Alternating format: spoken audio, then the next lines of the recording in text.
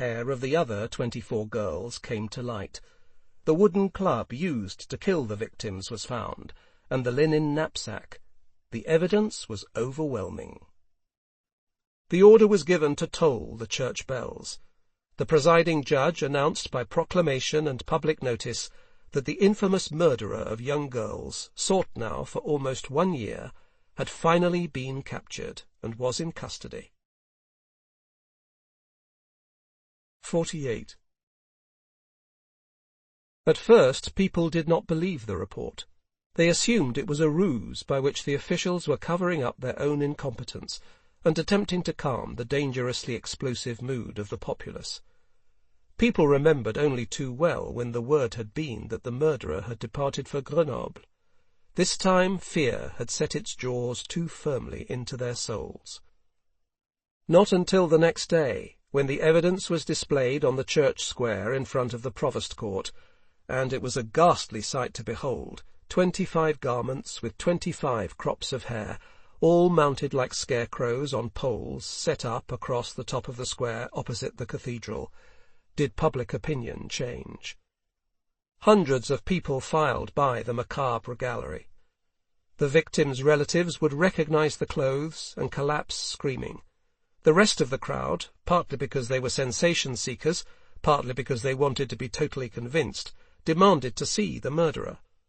The call soon became so loud, the unrest of the churning crowd in the small square so menacing, that the presiding judge decided to have Grenouille brought up out of his cell and to exhibit him at the window on the second floor of the provost court. As Grenouille appeared at the window, the roar turned to silence. All at once it was as totally quiet as if this were noon on a hot summer day, when everyone is out in the fields or has crept into the shade of his own home. Not a footfall, not a cough, not a breath was to be heard. The crowd was all eyes and one mouth agape, for minutes on end. Not a soul could comprehend how this short, paltry, stoop-shouldered man there at the window, this mediocrity, this miserable nonentity, this cipher, could have committed more than 24 murders. He simply did not look like a murderer. No one could have said just how he had imagined the murderer, the devil himself, ought to look, but they were all agreed, not like this. And nevertheless, although the murderer did not in the least match their conception, and the exhibition, one would presume, could not have been less convincing, simply because of the physical reality of this man at the window, because he and no other was presented to them as the murderer, the effect was paradoxically persuasive. They all thought, "It simply can't be true," and at the very same moment knew that it had to be true. To be sure, only after the guards had led the mannequin back into the shadows of the room, only after he was no longer present and visible, but existed, if for the briefest time, merely as a memory, one might almost say as a concept, the concept of an abominable murderer within people's brains, only then did the crowd's bewilderment subside and make way for an appropriate reaction. The mouths closed tight, the 1,000 eyes came alive again, and then there rang out, as if in one voice, a thundering cry of rage and revenge. "We want him!" And they set about to storm the provost court, to strangle him with their own hands, to tear him apart and scatter the pieces. It was all the guards could do to barricade the gate and force the mob back. Grenouille was promptly returned to his dungeon. The presiding judge appeared at the window and promised a trial remarkable for its swift and implacable justice. It took several hours, however, for the crowd to disperse, and several days for the town to quiet down to any extent. The proceedings against Grenouille did indeed move at an extraordinarily rapid pace, not only because the evidence was overwhelming, but also because the accused himself freely confessed to all the murders charged against him. But when asked about his motives, he had no convincing answer to give them. His repeated reply was that he had needed the girls, and that was why he had slain them. What had he needed them for? Or what was that supposed to mean, he needed them? To that he was silent. Then they subjected him to torture, hanged him by his feet for hours, pumped him full of 7 pints of water, put clamps on his feet, without the least success. The man seemed immune to physical pain, did not utter a sound, and when questioned again, replied with nothing more than, "I needed them." The judges considered him insane. They discontinued the torture, and decided to bring the case to an end without further interrogation.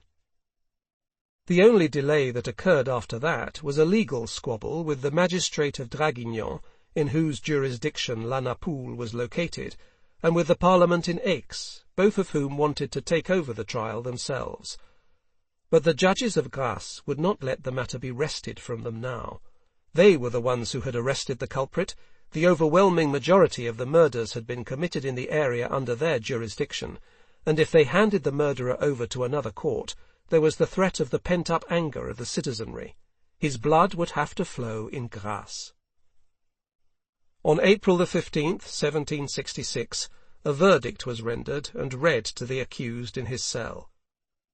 "The journeyman perfumer Jean-Baptiste Grenouille," it stated, "shall within the next 48 hours be led out to the parade ground before the city gates, and there be bound to a wooden cross, his face toward heaven, and while still alive be dealt 12 blows with an iron rod, breaking the joints of his arms, legs, hips, and shoulders, and then, still bound to the cross, be raised up to hang until death." The customary act of mercy, by which the offender was strangled with a cord once his body had been crushed, was expressly forbidden the executioner, even if the agonies of death should take days. The body was to be buried by night in an unmarked grave in the knacker's yard. Grenouille received the verdict without emotion. The bailiff asked him if he had a last wish. "No, nothing," Grenouille said.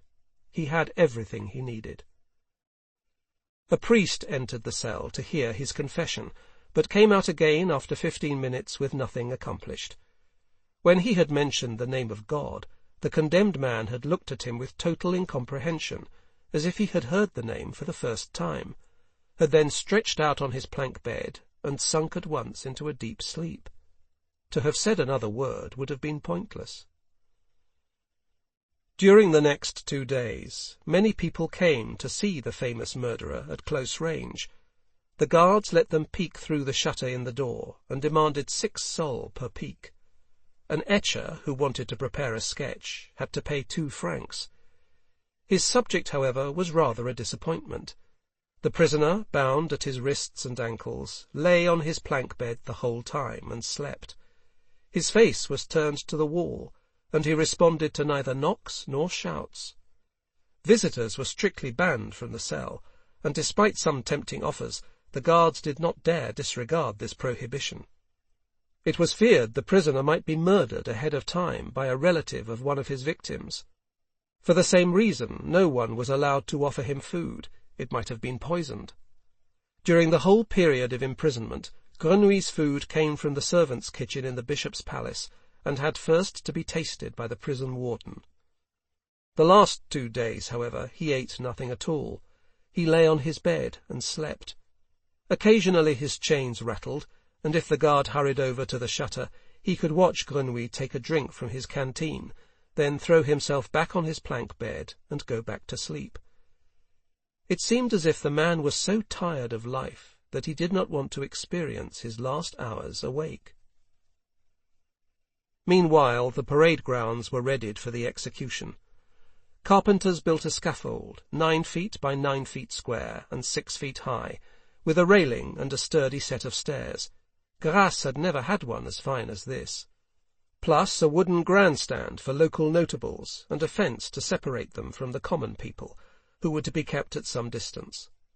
In the buildings to the left and right of the Porte du Cour and in the guard-house itself, places at the windows had long since been rented out at exorbitant rates. The executioner's assistants had even leased the rooms of the patients in the Charité, which was located off to one side, and resold them to curious spectators at a handsome profit.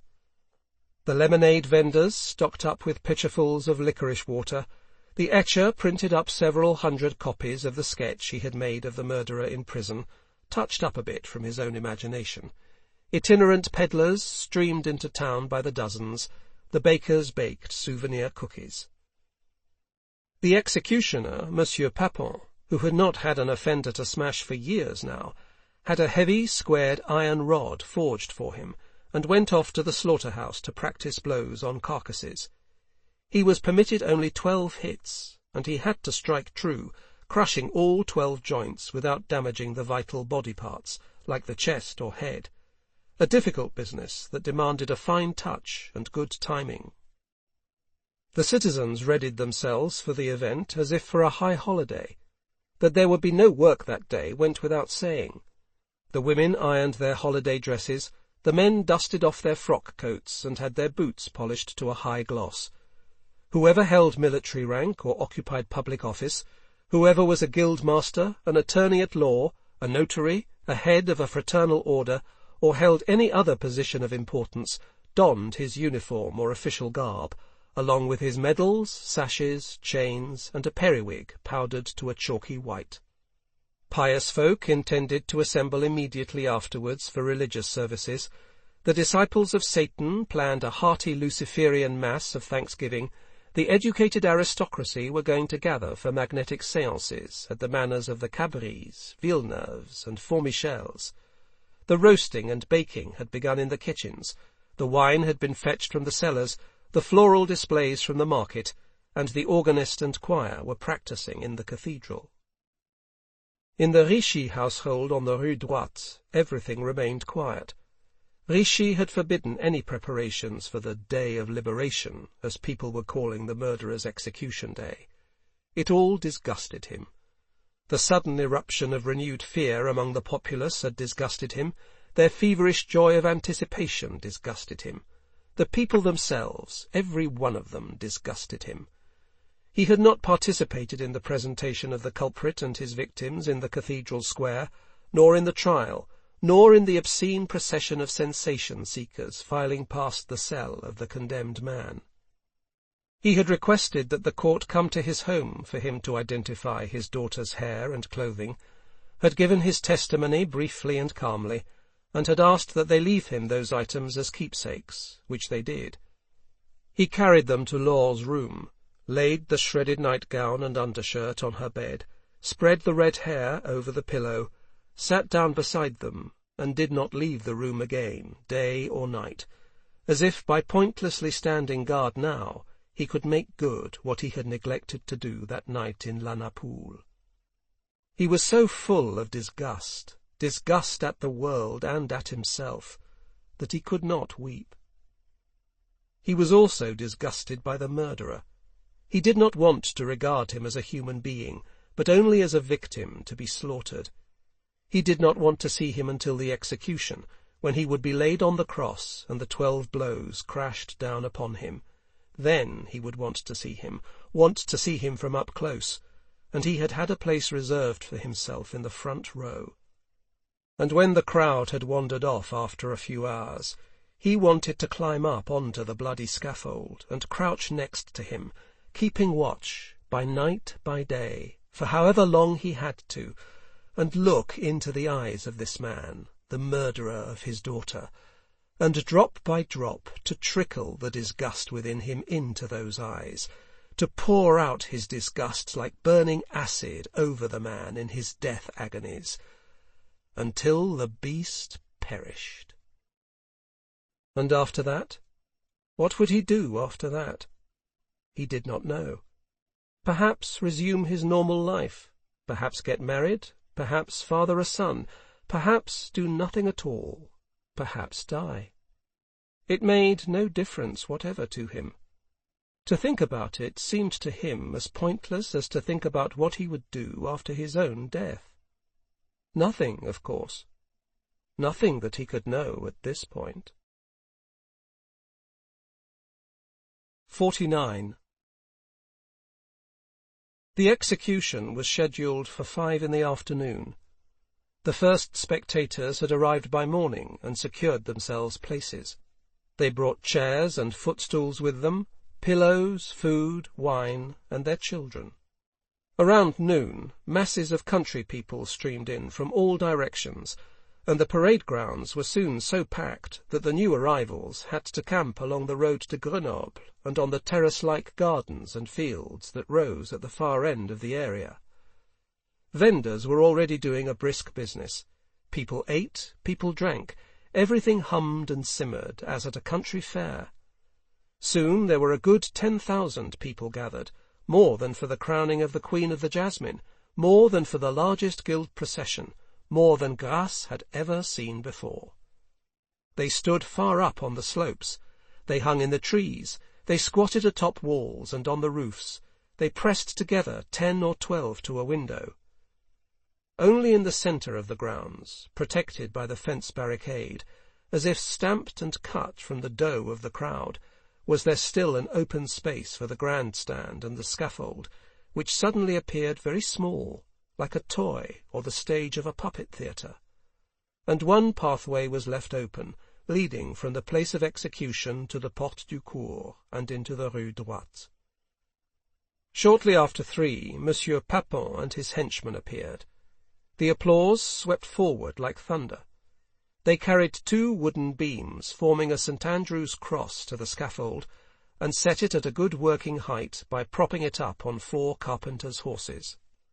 A journeyman carpenter nailed it down. Every move, every gesture of the deputy executioners and the carpenter was greeted by the crowd's applause. And when Papin stepped forward with his iron rod, walked around the cross, measuring his steps, striking an imaginary blow now on one side, now on the other, there was an eruption of downright jubilation. At 4, the grandstand began to fill. There were many fine folk to admire, rich gentlemen with lackeys and fine manners, beautiful women, big hats, shimmering clothes. The whole of the nobility from both town and country was on hand. The gentlemen of the council appeared in closed ranks, the 2 consuls at their head. Ricci was dressed in black, with black stockings and a black hat. Behind the council the magistrates marched in, led by the presiding judge of the court. Last of all, in an open sedan-chair, came the bishop, wearing gleaming purple vestments and a little green hat.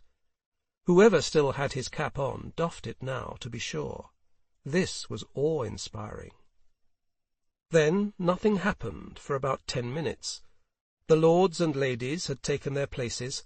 The common folk waited impassively. No one was eating now. They all waited. Papin and his henchmen stood on the scaffold platform as if they too had been nailed down. The sun hung, large and yellow, over the Esterel. From the valley of Grasse a warm wind came up, bearing with it the scent of orange blossoms. It was very warm, and almost implausibly still. Finally, when it seemed the tension could last no longer without its bursting into a 1,000-voiced scream, into a tumult, a frenzy, or some other mob scene, above the stillness they heard the clatter of horses and the creaking of wheels. Down the Rue Droite came a carriage drawn by a pair of horses, the police lieutenant's carriage. It drove through the city gate and reappeared for all to see in the narrow path leading to the scaffold. The police lieutenant had insisted on this manner of arrival, since otherwise he could not guarantee the safety of the convicted man. It was certainly not the customary practice. The prison was hardly 5 minutes away from the place of execution, and if a condemned man, for whatever reason, could not have managed the short distance on foot, then he would have travelled it in an open donkey-cart. That a man should be driven to his own execution in a coach, with a driver, liveried footman, and a mounted guard, no one had ever seen anything like that. And nevertheless there was no sign of unrest or displeasure among the crowd. On the contrary, people were satisfied that at least something was happening, considered the idea of the coach a clever stroke, just as at the theatre people enjoy a familiar play when it is presented in some surprisingly new fashion. Many even thought the grand entrance appropriate. Such an extraordinarily abominable criminal deserved extraordinary treatment. You couldn't drag him to the scaffold in chains like a common thief and kill him. There would have been nothing sensational about that. But to lead him from his upholstered equipage to the St. Andrew's Cross, that was an incomparably imaginative bit of cruelty. The carriage stopped midway between the scaffold and the grandstand. The footman jumped down, opened the carriage door, and folded down the steps. The police lieutenant climbed out, behind him an officer of the guard, and finally Grenouille. He was wearing a blue frock coat, a white shirt, white silk stockings, and buckled black shoes. He was not bound. No one led him by the arm. He got out of the carriage as if he were a free man. And then a miracle occurred, or something very like a miracle, or at least something so incomprehensible, so unprecedented, and so unbelievable that everyone who witnessed it would have called it a miracle afterwards if they had taken the notion to speak of it at all, which was not the case, since afterwards every single one of them was ashamed to have had any part in it whatever. What happened was that from one moment to the next, the 10,000 people on the parade grounds and on the slopes surrounding it felt themselves infused with the unshakable belief that the man in the blue frock coat who had just climbed out of the carriage could not possibly be a murderer. Not that they doubted his identity.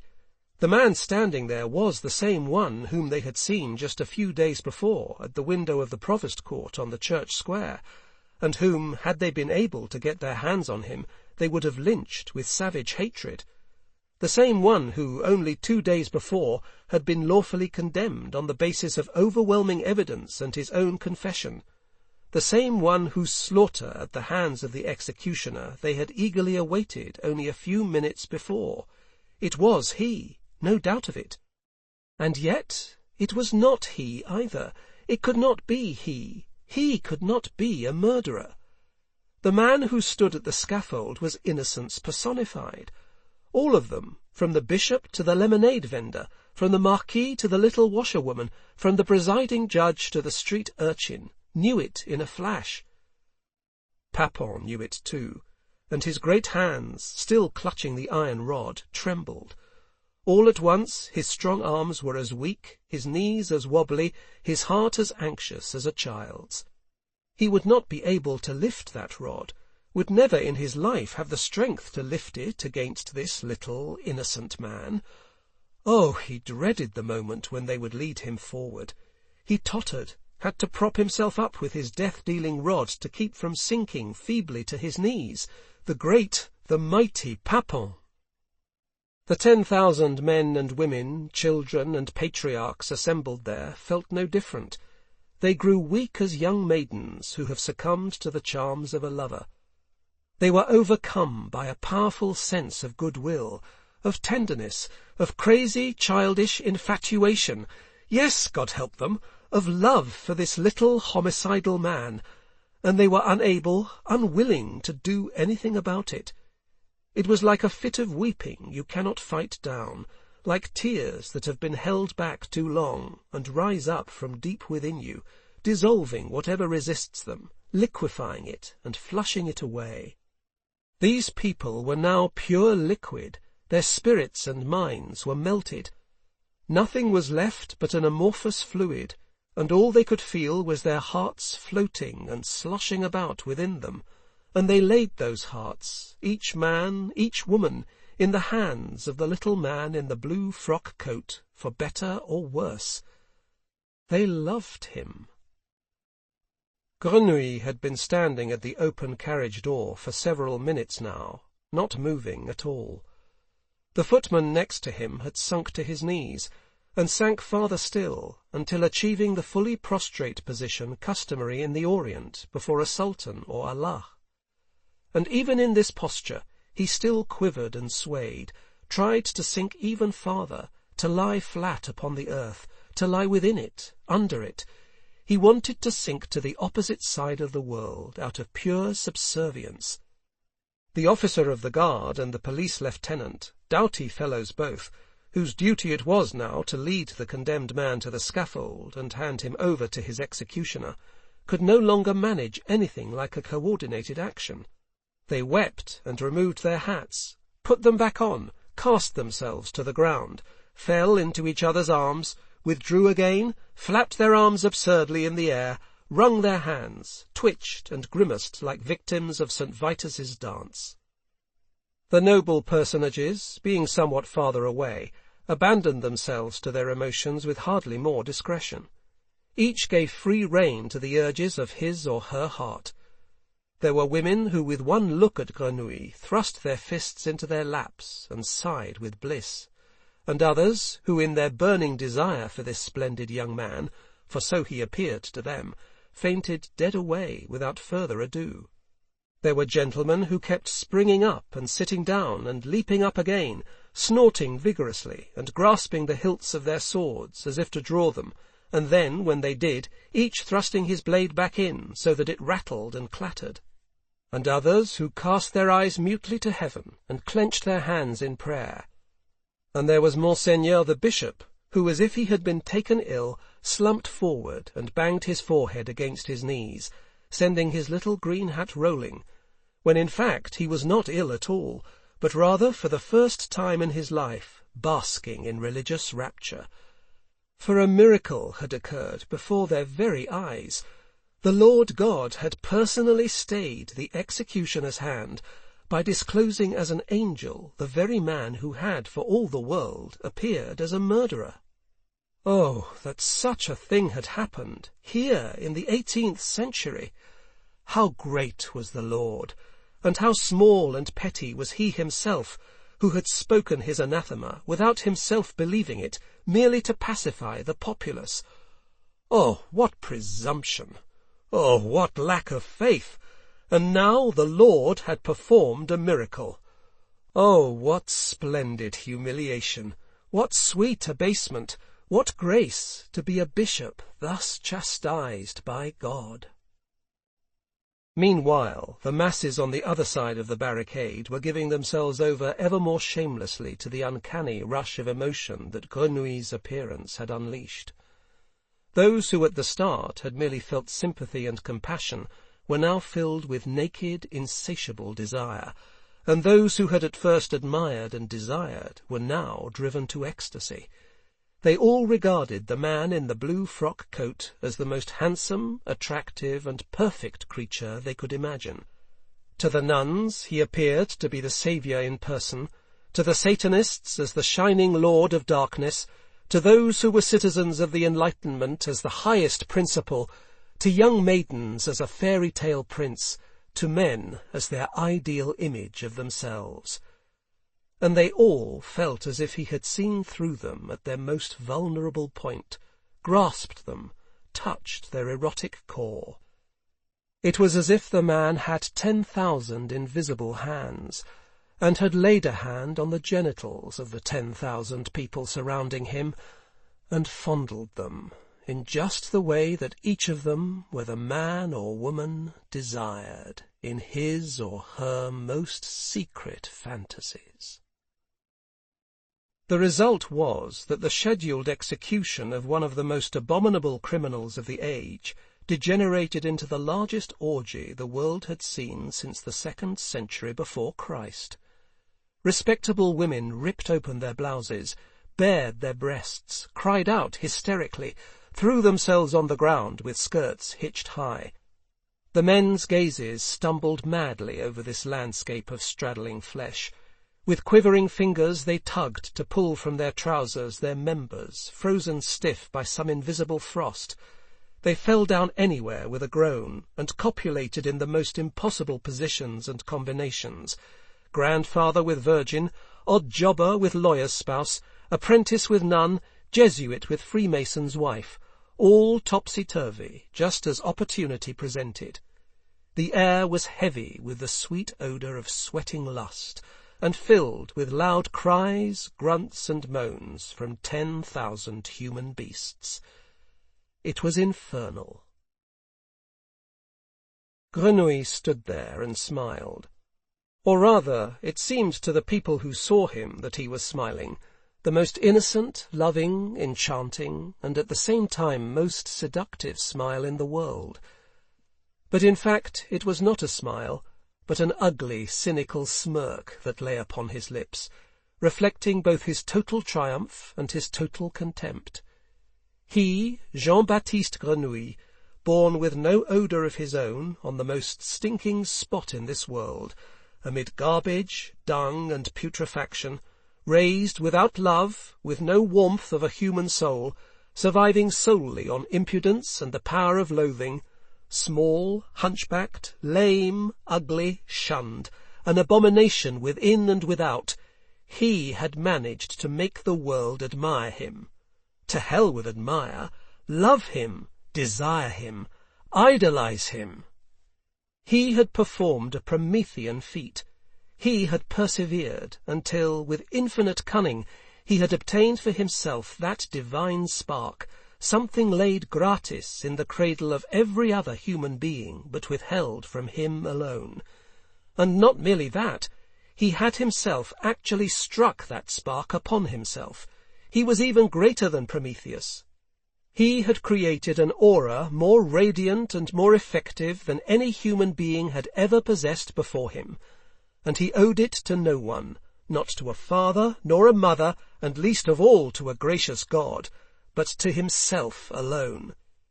He was in very truth his own God, and a more splendid God than the God that stank of incense and was quartered in churches. A flesh-and-blood bishop was on his knees before him, whimpering with pleasure. The rich and the mighty, proud ladies and gentlemen, were fawning in adoration, while the common folk all around, among them the fathers, mothers, brothers and sisters of his victims, celebrated an orgy in his honour and in his name. A nod of his head, and they would all renounce their God and worship him, Grenouille the Great. Yes, he was Grenouille the Great. Now it had become manifest. It was he, just as in his narcissistic fantasies of old, but now in reality. And in that moment he experienced the greatest triumph of his life, and he was terrified. He was terrified because he could not enjoy 1 second of it. In that moment, as he stepped out of the carriage into the bright sunlight of the parade grounds, clad in the perfume that made people love him, the perfume on which he had worked for 2 years, the perfume that he had thirsted to possess his whole life long, in that moment, as he saw and smelled how irresistible its effect was, and how with lightning speed it spread and made captives of the people all around him, in that moment his whole disgust for humankind rose up again within him, and completely soured his triumph, so that he felt not only no joy, but not even the least bit of satisfaction. What he had always longed for, that other people should love him, became at the moment of its achievement unbearable, because he did not love them himself. He hated them. And suddenly he knew that he had never found gratification in love, but always only in hatred, in hating and in being hated. But the hate he felt for people remained without an echo. The more he hated them at this moment, the more they worshipped him, for they perceived only his counterfeit aura, his fragrant disguise, his stolen perfume, and it was indeed a scent to be worshipped. He would have loved right now to have exterminated these people from the earth, every stupid, stinking, eroticized one of them, just as he had once exterminated alien odours from the world of his raven-black soul. And he wanted them to realize how much he hated them, and for them, realizing that it was the only emotion that he had ever truly felt, to return that hate and exterminate him, just as they had originally intended. For once in his life he wanted to empty himself. For once in his life he wanted to be like other people and empty himself of what was inside him. What they did with their love and their stupid adoration, he would do with his hate. For once, just for once, he wanted to be apprehended in his true being, for other human beings to respond with an answer to his only true emotion, hatred. But nothing came of that. Nothing could ever come of it, and most certainly not on this day. For after all, he was masked with the best perfume in the world, and beneath his mask there was no face, but only his total odorlessness. Suddenly he was sick to his stomach, for he felt the fog rising again. Just as it had back then in his cave, in his dream, in his sleep, in his heart, in his fantasy, all at once fog was rising, the dreadful fog from his own odour, which he could not smell because he was odourless. And just as then, he was filled with boundless fear and terror, felt as if he were going to suffocate. But this time it was different. This was no dream, no sleep, but naked reality. And different, too, because he was not lying alone in a cave, but standing in a public place before 10,000 people. And different because here no scream would help to wake and free him, no flight would rescue him and bring him into the good, warm world. For here and now, this was the world, and this, here and now, was his dream come true, and he had wanted it thus. The horrible, suffocating fog rose up from the morass of his soul, while all around him people moaned in orgiastic and orgasmic rapture. A man came running up to him. He had leapt up out of the first row of the notables' grandstand so violently that his black hat toppled from his head, and now, with his black frock-coat billowing, he fluttered across the parade grounds like a raven or an avenging angel. It was Richie. "He's going to kill me," thought Grenouille. "He is the only one who has not let himself be deceived by my mask. He won't let himself be deceived. The scent of his daughter is clinging to me, betraying me as surely as blood. He has got to recognize me and kill me. He has got to do it." And he spread his arms wide to receive the angel storming down upon him. He already could feel the thrust of the dagger or sword tickling so wonderfully at his breast, and the blade passing through his armour of scent and the suffocating fog, right to the middle of his cold heart. Finally, something in his heart, something other than himself, and he sensed his deliverance already at hand. And then, suddenly, there was Richie at his breast, no avenging angel, but a shaken, pitiably sobbing Richie, who threw his arms around him, clutching him very tight, as if he could find no other footing in a sea of bliss. No liberating thrust of the dagger, no prick to the heart, not even a curse or a cry of hatred. Instead, Richie's cheek wet with tears glued to his, and quivering lips that whimpered to him, "Forgive me, my son, my dear son, forgive me."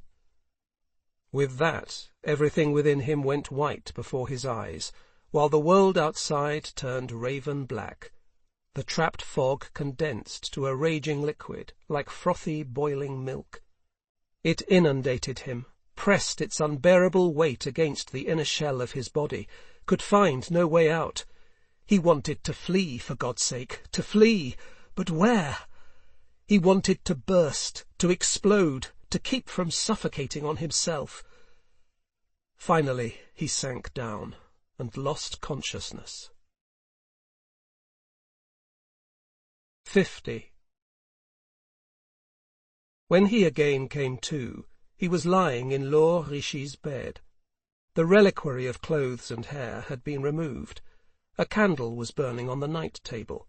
The window was ajar, and he could hear the exultation of the town's revels in the distance. Antoine Richie was sitting on a footstool beside the bed, watching him. He had placed Grenouille's hand in his own, and was stroking it. Even before he opened his eyes, Grenouille had checked the atmosphere. Everything was quiet within him. There was no more boiling or bursting. His soul was again dominated as usual by cold night, just what he needed for a frosty and clear conscious mind to be directed to the outside world. There he smelled his perfume. It had changed. Its peaks had levelled off, so that the core of Lor's scent emerged more splendidly than ever, a mild, dark, glowing fire. He felt secure. He knew that he was unassailable for a few hours yet, and he opened his eyes. Richie's gaze rested on him. An infinite benevolence lay in that gaze. Tenderness, compassion, the empty, fatuous profundity of a lover. He smiled, pressed Grenouille's hand more tightly, and said, "It will turn out all right. The magistrate has overturned the verdict. All the witnesses have recanted. You are free. You can do whatever you want, but I would like you to stay here with me. I have lost a daughter, but I want to gain you as my son. You're very much like her. You are beautiful like her. Your hair, your mouth, your hand. I have been holding your hand all this time. Your hand is like hers.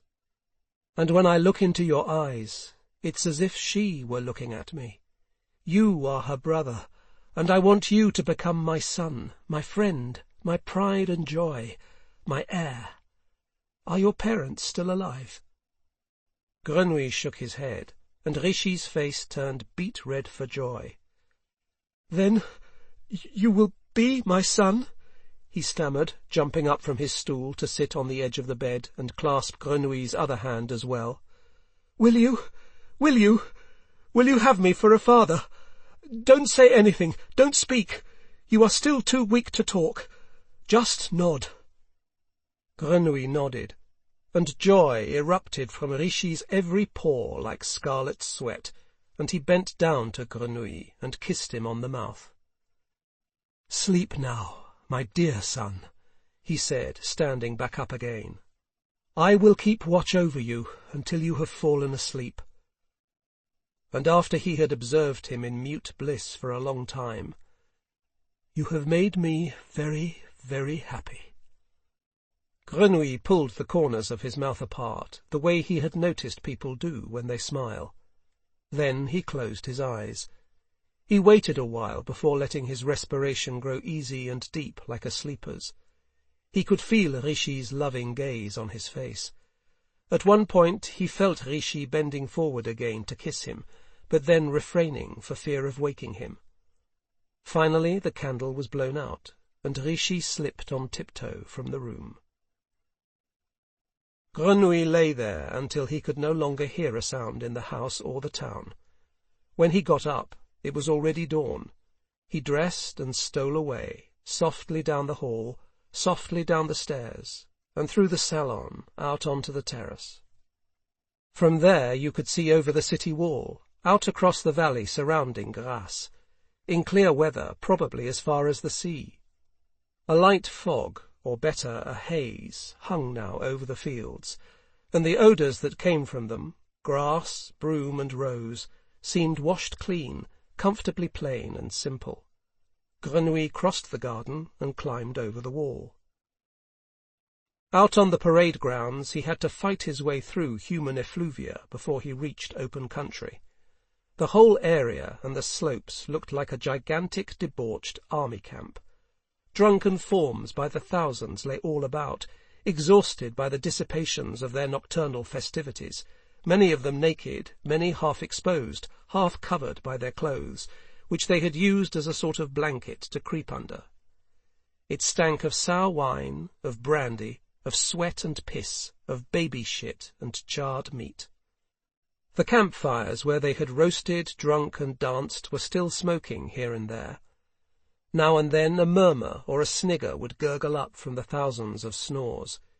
It was possible that a few people were still awake, guzzling away the last scraps of consciousness from their brains. But no one saw Grenouille, who carefully but quickly climbed over the scattered bodies as if moving across a swamp. And those who saw him did not recognize him. He no longer had any scent. The miracle was over. Once he had crossed the grounds, he did not take the road toward Grenoble, nor the one to Capri, but walked straight across the fields toward the west, never once turning to look back. When the sun rose, fat and yellow and scorching hot, he had long since vanished. The people of Grasse awoke with a terrible hangover. Even those who had not drunk had heads heavy as lead, and were wretchedly sick to their stomachs, and wretchedly sick at heart. Out on the parade grounds, by bright sunlight, simple peasants searched for the clothes they had flung off in the excesses of their orgy. Respectable women searched for their husbands and children. Total strangers unwound themselves in horror from intimate embraces. Acquaintances, neighbours, spouses were suddenly standing opposite each other, painfully embarrassed by their public nakedness. For many of them the experience was so ghastly, so completely inexplicable and incompatible with their genuine moral precepts, that they had literally erased it from their memories the moment it happened, and as a result truly could not recall any of it later. Others, who were not in such sovereign control of their faculties of perception, tried to shut their eyes, their ears, their minds to it, which was not all that easy, for the shame of it was too obvious and too universal. As soon as someone had found his effects and his kin, he beat as hasty and inconspicuous a retreat as possible. By noon the grounds were as good as swept clean. The townspeople did not emerge from their houses until evening, if at all, to pursue their most pressing errands. Their greetings when they met were of the most cursory sort. They made nothing but small talk. Not a word was said about the events of the morning and the previous night. They were as modest now as they had been uninhibited and brash yesterday. And they were all like that, for they were all guilty. Never was there greater harmony among the citizens of Grasse than on that day. People lived packed in cotton. Of course, many of them, because of the offices they held, were forced to deal directly with what had happened. The continuity of public life, the inviolability of law and order, demanded that swift measures be taken. The town council was in session by afternoon. The gentlemen, the second consul among them, embraced one another mutely, as if by this conspiratorial gesture the body were newly constituted. Then, without so much as mentioning the events themselves, or even the name Grenouille, they unanimously resolved immediately to have the scaffold and grandstand on the parade grounds dismantled, and to have the trampled fields surrounding them restored to their former orderly state. For this purpose 160 livres were appropriated. At the same time the judges met at the provost court. The magistrates agreed without debate to regard the case of G as settled, to close the files, to place them in the archives without registry, and to open new proceedings against the thus far unidentified murderer of 25 maidens in the region around Grasse. The order was passed to the police lieutenant to begin his investigation immediately. By the next day he had already made new discoveries. On the basis of incontrovertible evidence, he arrested Dominique Drouot, maître parfumeur in the Rue de la Louve, since, after all, it was in his cabin that the clothes and hair of all the victims had been found. The judges were not deceived by the lies he told at first. After 14 hours of torture, he confessed everything, and even begged to be executed as soon as possible, which wish was granted, and the execution set for the following day. They strung him up by the grey light of dawn, without any fuss, without scaffold or grandstand, with only the hangman, a magistrate of the court, a doctor, and a priest in attendance. Once death had occurred, had been verified and duly recorded, the body was promptly buried. With that, the case was closed. The town had forgotten it in any event, forgotten it so totally that travellers who passed through in the days that followed and casually inquired about Grasse's infamous murderer of young maidens found not a single sane person who could give them any information. Only a few fools from the Charité, notorious lunatics, babbled something or other about a great feast on the Place du Cours, on account of which they had been forced to vacate their rooms. And soon life had returned completely to normal. People worked hard and slept well, and went about their business and behaved decently. Water gushed as it always had from the fountains and wells, sending muck floating down the streets. Once again the town clung shabbily but proudly to its slopes above the fertile basin. The sun shone warmly. Soon it was May. They harvested roses. Part 4. 51. Grenouille travelled by night. As he had done at the beginning of his journeys, he steered clear of cities, avoided highways, lay down to sleep at daybreak, arose in the evening, and walked on. He fed on whatever he found on the way: grasses, mushrooms, flowers, dead birds, worms. He marched through the Provence. South of Orange, he crossed the Rhône in a stolen boat, followed the Ardèche deep into the Cévennes, and then the Allier northwards. In the Auvergne, he drew close to the Plan du Cantal. He saw it lying to the west, huge and silver-grey in the moonlight, and he smelled the cool wind that came from it. But he felt no urge to visit it. He no longer yearned for his life in the cave. He had experienced that life once, and it had proved unlivable, just as had his other experience, life among human beings. He was suffocated by both worlds. He no longer wanted to live at all. He wanted to go to Paris and die. That was what he wanted. From time to time he reached in his pocket and closed his hand around the little glass flacon of his perfume. The bottle was still almost full. He had used only a drop of it for his performance in Grasse. There was enough left to enslave the whole world. If he wanted, he could be feted in Paris, not by tens of thousands, but by hundreds of thousands of people, or could walk out to Versailles and have the king kiss his feet, write the Pope a perfumed letter, and reveal himself as the new Messiah, be anointed in Notre Dame as supreme emperor before kings and emperors, or even as God come to earth, if there was such a thing as God having himself anointed. He could do all that, if only he wanted to. He possessed the power. He held it in his hand. A power stronger than the power of money, or the power of terror, or the power of death. The invincible power to command the love of mankind. There was only one thing that power could not do. It could not make him able to smell himself. And though his perfume might allow him to appear before the world as a god, if he could not smell himself, and thus never know who he was, to hell with it, with the world, with himself, with his perfume. The hand that had grasped the flacon was fragrant with a faint scent, and when he put it to his nose and sniffed, he grew wistful and forgot to walk on, and stood there smelling.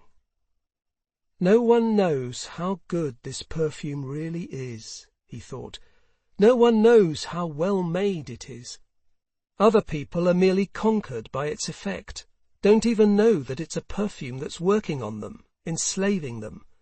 The only one who has ever recognized it for its true beauty is me, because I created it myself. And at the same time, I'm the only one that it cannot enslave. I am the only person for whom it is meaningless. And on another occasion, he was already in Burgundy. When I was standing there at the wall below the garden where the red-headed girl was playing, and her scent came floating down to me, or better, the promise of her scent, for the scent she would carry later did not even exist yet.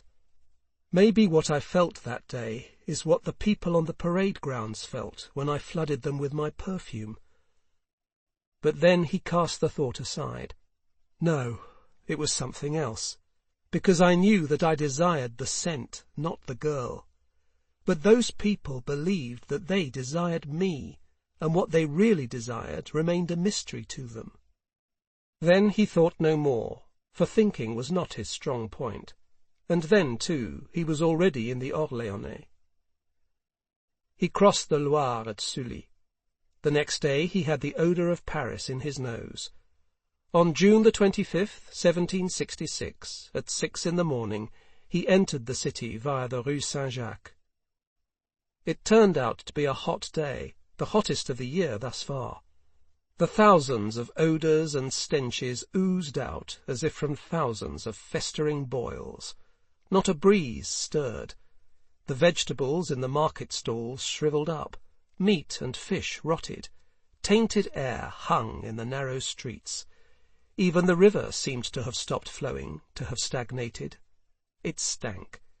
It was a day like the one on which Grenouille was born.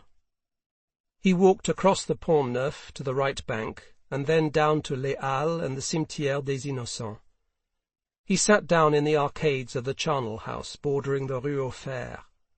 Before him lay the cemetery grounds, like a cratered battlefield, burrowed and ditched and trenched with graves, sown with skulls and bones, not a tree, bush, or blade of grass, a garbage dump of death. Not a soul was to be seen. The stench of corpses was so heavy that even the grave-diggers had retreated. Only after the sun had gone down did they come out again to scoop out holes for the dead by torchlight until late into the night. But then, after midnight, the grave-diggers had left by then, the place came alive with all sorts of riff-raff. Thieves, murderers, cutthroats, whores, deserters, young desperadoes. A small campfire was lit for cooking and in the hope of masking the stench. When Grenouille came out of the arcades and mixed in with these people, they at first took no notice of him. He was able to walk up to the fire unchallenged, as if he were one of them. That later helped confirm the view that they must have been dealing with a ghost or an angel or some other supernatural being, because normally they were very touchy about the approach of any stranger. The little man in the blue frock coat, however, had suddenly simply been there, as if he had sprouted out of the ground, and he had had a little bottle in his hand that he unstoppered. That was the first thing that any of them could recall, that he had stood there and unstoppered a bottle. And then he had sprinkled himself all over with the contents of the bottle, and all at once he had been bathed in beauty like blazing fire. For a moment they fell back in awe and pure amazement. But in the same instant they sensed their falling back was more like preparing for a running start, that their awe was turning to desire, their amazement to rapture. They felt themselves drawn to this angel of a man. A frenzied, alluring force came from him, a riptide no human could have resisted, all the less because no human would have wanted to resist it, for what that tide was pulling under and dragging away was the human will itself, straight to him. They had formed a circle around him, 20, 30 people, and their circle grew smaller and smaller. Soon the circle could not contain them all. They began to push, to shove, and to elbow, each of them trying to be closest to the centre. And then, all at once, the last inhibition collapsed within them, and the circle collapsed with it. They lunged at the angel, pounced on him, threw him to the ground. Each of them wanted to touch him, wanted to have a piece of him, a feather, a bit of plumage, a spark from that wonderful fire. They tore away his clothes, his hair, his skin from his body. They plucked him. They drove their claws and teeth into his flesh. They attacked him like hyenas. But the human body is tough and not easily dismembered. Even horses have great difficulty accomplishing it. And so the flash of knives soon followed, thrusting and slicing, and then the swish of axes and cleavers aimed at the joints, hacking and crushing the bones. In very short order, the angel was divided into 30 pieces, and every animal in the pack snatched a piece for itself, and then, driven by voluptuous lust, dropped back to devour it. A half-hour later, Jean-Baptiste Grenouille had disappeared utterly from the earth. When the cannibals found their way back together after disposing of their meal, no one said a word. Someone would belch a bit, or spit out a fragment of bone, or softly smack his tongue, or kick a leftover shred of blue frock coat into the flames. They were all a little embarrassed and afraid to look at one another. They had all, whether man or woman, committed a murder or some other despicable crime at one time or another. But to eat a human being! They would never, so they thought, have been capable of anything that horrible.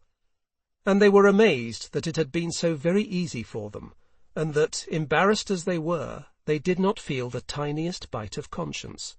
On the contrary, though the meal lay rather heavy on their stomachs, their hearts were definitely light.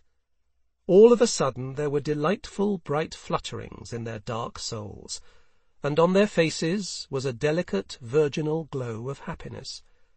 Perhaps that was why they were shy about looking up and gazing into one another's eyes.